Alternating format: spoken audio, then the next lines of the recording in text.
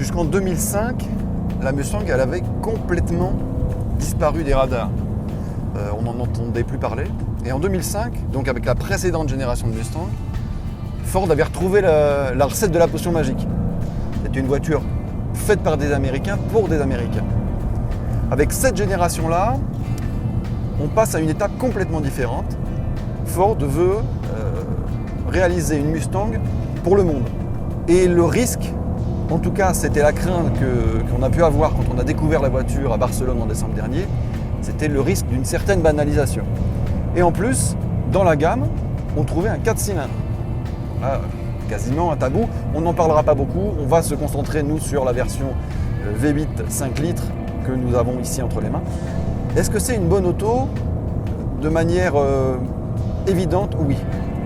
L'auto est très équilibrée. Là, on va laisser un peu chanter le V8.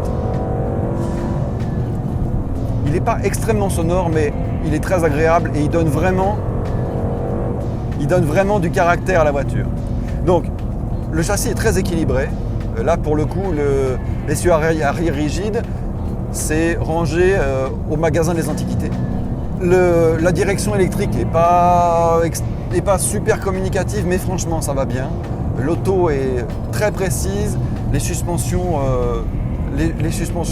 réagissent de manière remarquable. Il y a 3 modes de conduite, tout va bien. Est-ce qu'il y a des points de déception?